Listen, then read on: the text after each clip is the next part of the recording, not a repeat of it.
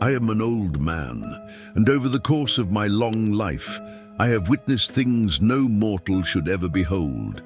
Acts of cruelty so vile they freeze the blood. Supernatural horrors that defy all understanding. I've seen shadows stir where none should move, and heard whispers that echo in the silence of the night. Now I sit here in this cursed old chair to share what I've seen. Stories that will make your skin crawl and your heart race, if you dare to listen. I'm not sure how smart giving out personal information is after something I thought could only happen in movies actually happened. But I'm scared about what this all could mean, and I want people to hear and know about this if something happens to me. I assure you, I'm on no medication, suffer from no mental illnesses, and have no trauma of any kind and anything else you might think of. I'm a completely average person living a completely average life. Well, I guess up until now. My name is Marielle. I'm from a small town in Georgia where everyone knows each other, and I work as a 911 operator. My family lives in a rural town out of state, and I haven't spoken to them about this yet, out of fear that whatever's going on might somehow affect them too if I get them involved.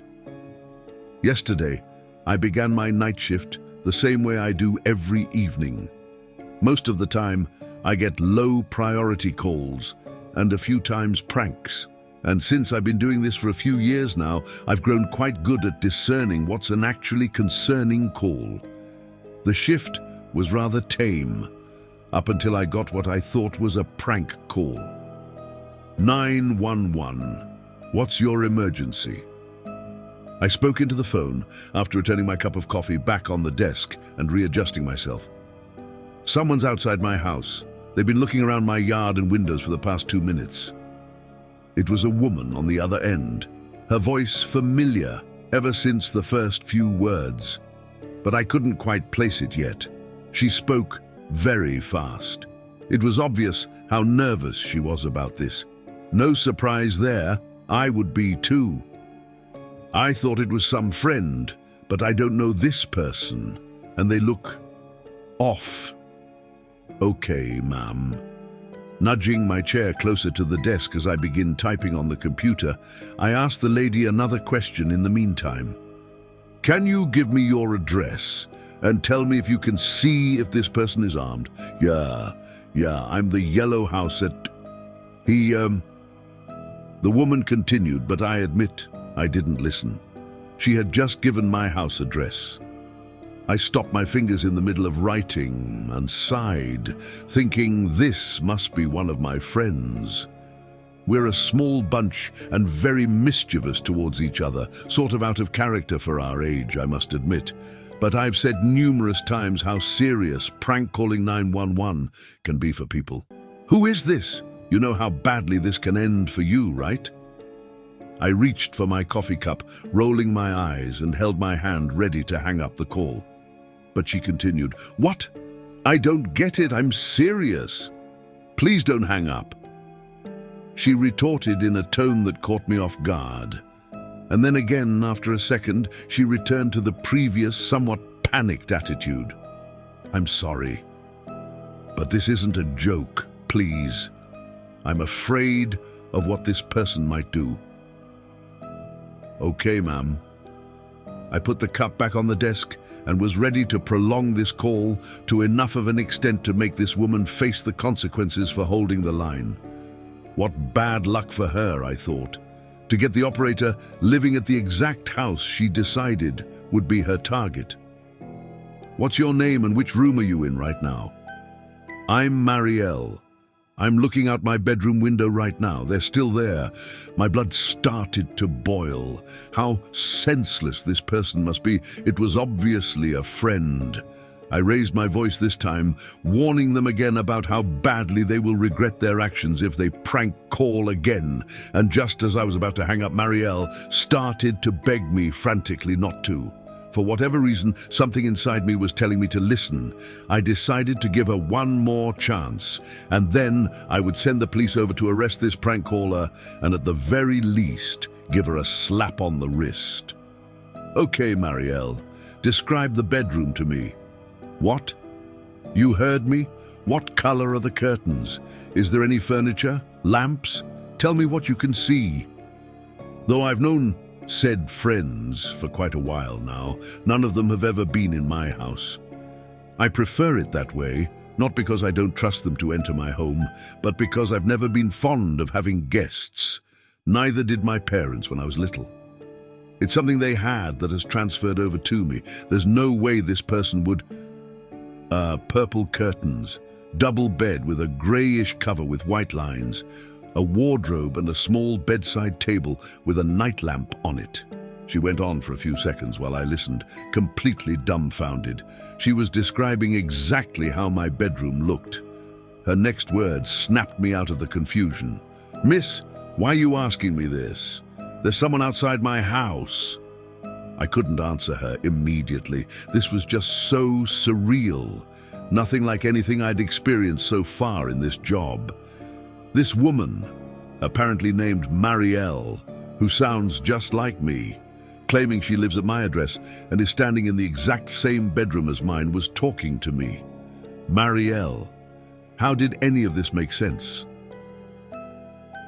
I tried to keep my cool and continue talking to her normally, but I could hear the shakiness in my own voice when all I could mutter was an "Okay, ma'am," before falling silent again and rummaged around my desk drawer to find my personal phone. My ex-husband had installed security cameras facing the front, back and sides of our house at different angles after some people started talking about the same car driving around their homes multiple times during the day and night, but nothing ever came out of it. It didn't hurt to have the extra security measure, but I never thought I'd actually have to use it. I opened the app while this Marielle kept repeating hello, but I was too preoccupied to answer. I admit my heart had dropped into my stomach at this point, and it only got worse after I opened the camera app. My bedroom window looked out of one of the sides of my house, and right beyond the wooden fence was someone pacing left and right while looking up at the house. I finally snapped back, "Okay, Marielle. Okay, I'm sending a patrol car your way immediately. Excuse the holdup." I tried to regain my composure, but could still hear my words trembling as I spoke them out loud. While the person wasn't trespassing and technically not committing any crime, what puzzled me more was that I was currently completely free of any alcohol or drug influence, talking to myself, to another me. "Move away from the window to make sure he doesn't see you. Do you..." I paused for a moment, taking in how ridiculous the whole situation was again, and finished my question, listening intently for the answer that was about to come from the other, Marielle, not sure what I was expecting to hear. "Do you have a weapon in your house you could use in case his intentions become malevolent? I mean, the only thing I can think of right now are the knives in the kitchen, and there's an old pistol, but it's in the basement and the door to it is outside. Am I going to have to defend myself?" She sounded stressed out as she asked, but I was more shocked to hear the same exact words I'd have said in response to this question. "I have a pistol and it's in the basement, the door to which is outside." Still unable to comprehend all of this, I told Marielle, or me, I guess, to check again and see where the person is, and reassured her that the patrol car is only a few minutes away from the house.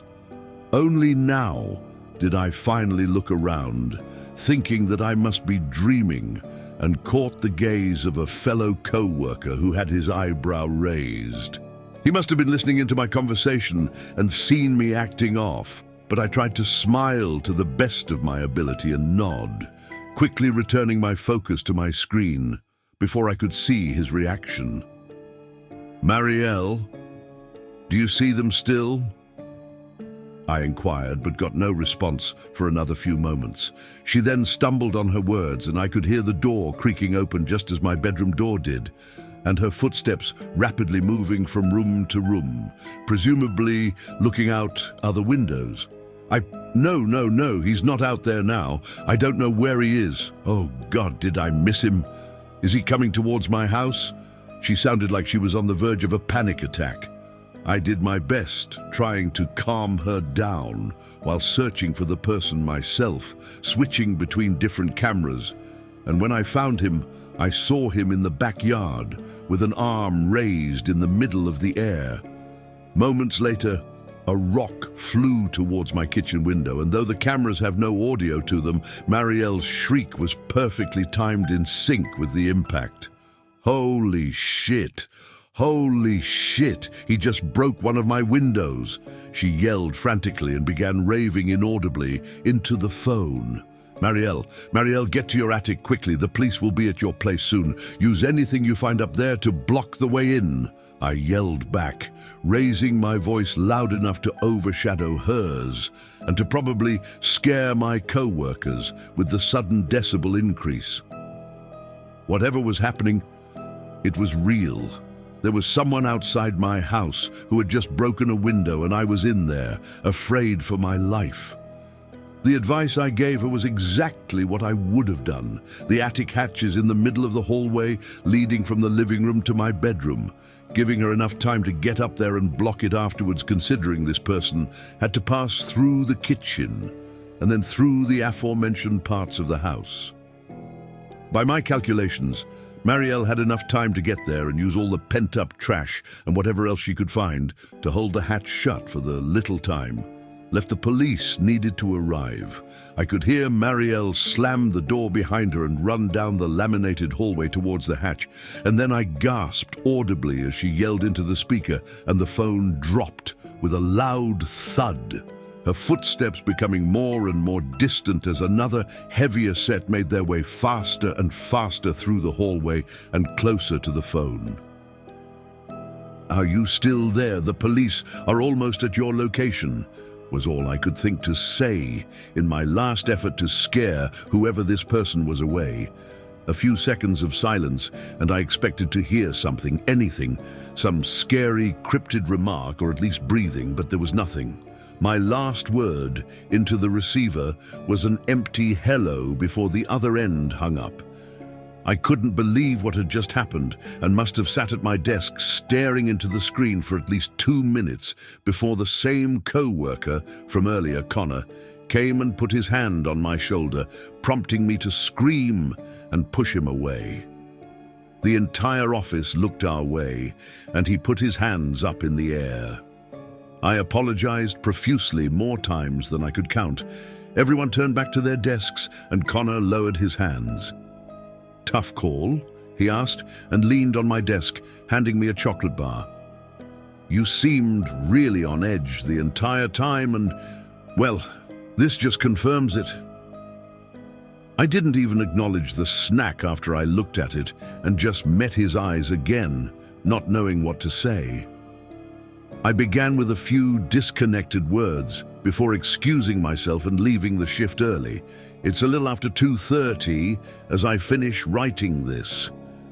I booked myself a room into the most crowded hotel I could find, with the room closest to the stairs leading to the reception, shutting the blinds and locking the door twice.